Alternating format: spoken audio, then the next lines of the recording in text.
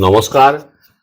আজি মই মোৰ বাৰ্তা শিতানত missile man of doctor APJ Abdul Kalam আৰু তেওঁৰ আত্মকথাৰ কাহিনী এটা ক'বলৈ লৈছোঁ। আজিৰ মোৰ এই খণ্ডটি হ'ব 29 নম্বৰ খণ্ড।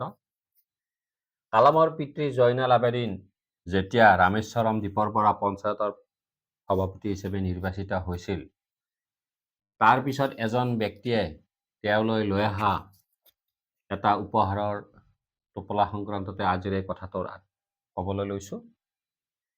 কালামে তেওঁৰ আত্মকথাত কৈছে যে ভাৰতবৰ্ষই স্বাধীনতা লাভ কৰাৰ পিছত যেতিয়া পঞ্চায়ত নিৰ্বাচন অনুষ্ঠিত হৈছিল, তেওঁৰ পিতৃয়ে ৰামেশ্বৰমৰ দ্বীপৰ পৰা পঞ্চায়তৰ সভাপতি হিচাপে নিৰ্বাচিত হৈছিল। তেওঁৰ পিতৃৰ সৎ আৰু নিকা ভাৱমূৰ্তিৰ বাবেহে তেওঁৰ এই জয়লাভ সম্ভৱ হৈ উঠিছিল। তাত কোনো ধৰ্মীয় মেৰুকৰণ বা বিশেষ সম্প্ৰদায়ৰ ভিত্তিত তেওঁক নিৰ্বাচিত কৰা নাছিল। নিৰ্বাচনত জয়লাভ কৰাৰ পিছতে এদিনাখনৰ এটা কাহিনী। কালাম তেতিয়া ঘৰখনত অকলে পঢ়াত ব্যস্ত হৈ আছিল। তেওঁ চিঞৰি চিঞৰি পঢ়ি আছিল। তেতিয়া ঘৰৰ দৰজাখন খোলা আছিল। তেনেতে মানুহ এজন দৰজাখনত পোকৰ লৈ ভিতৰলৈ সোমাই আহে আৰু কালামক তেওঁৰ পিতৃৰ কথা সোধে। আৰু কালামে তেওঁৰ পিতৃ নামাজলৈ যোৱা বুলি কয়। তাৰপিছতে মানুহজনে পিতৃলৈ এটা টোপোলা লৈ অহা বুলি কয়। বিচনাখনতে টোপোলাটো এৰি তাৰ পৰা আঁতৰি যায় আৰু ময়ো পুনৰ পঢ়াত ব্যস্ত হৈ পৰোঁ। যথাসময়ত পিতৃ নামাজৰ পৰা উভতি আহে আৰু আহিয়ে বিচনাখনত সেই টোপোলাটো দেখি মোক প্ৰশ্ন কৰে, এই টোপোলাটোত কি আছে আৰু টোপোলাটো কোনে থৈ গ'ল ইয়াতে। তেতিয়া মই সেই মানুহজনৰ কথাটোৱে ব্যক্ত কৰিলোঁ আৰু পিতৃয়ে লৰালৰি তেতিয়া টোপোলাটো খুলি চালে আৰু খুলি চাই টোপোলাটোত দেখে যে তাৰ ভিতৰত দামী কাপোৰ কেইসাঁজমান আছে, কেইটামান ৰূপৰ পিয়লা আছে, ফল মূল আছে আৰু মিঠাই আছে।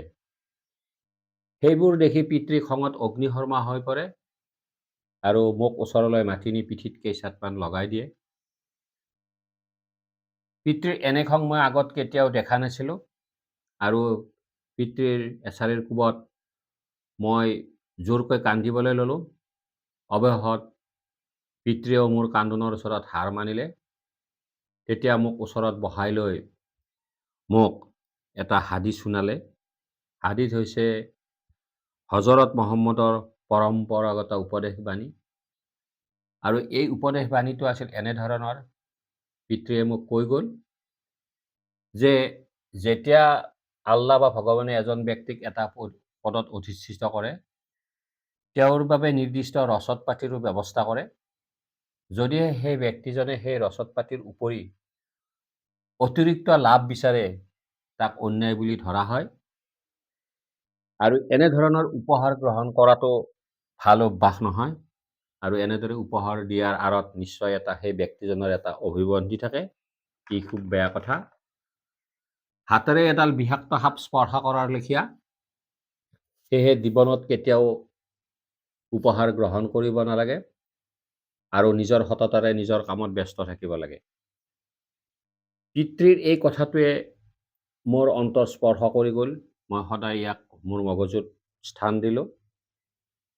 সেয়েহে মই বিভিন্ন পদবীত অধিষ্ঠিত হোৱাৰ পিছতো কোনোবাই কেতিয়াবা উপহাৰৰ কথা ক'লে বা উপঢৌকনৰ কথা ক'লে মোৰ গা বিকাৰ খাই উঠে আৰু মই তেনে কেতিয়াও গ্ৰহণ কৰা নাছিলোঁ। সেয়েহে মই মোৰ কৰ্মক্ষেত্ৰত মই এটা নিকা ভাৱমূৰ্তি বজাই ৰাখিয়ে মই মোৰ কাম চলাই যাবলৈ পাৰিছিলোঁ আৰু মোৰ সাহসেৰে মই সেইখিনি আগুৱাই গৈছিলোঁ।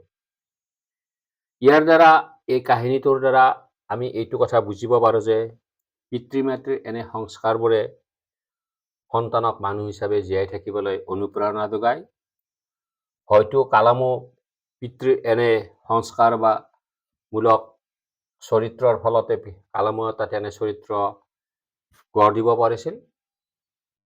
সেই শ্ৰদ্ধাৰ পাঠক সমাজ, সেই শ্ৰদ্ধাৰ ৰাইজ, আপোনালোকে এই কালামৰ এই কাহিনীটো ভাল লাগিলে মন্তব্য দিব পাৰে আৰু প্ৰয়োজনত এই বাৰ্তাটো আনলৈ প্ৰেৰণ কৰিব পাৰে। ধন্যবাদ।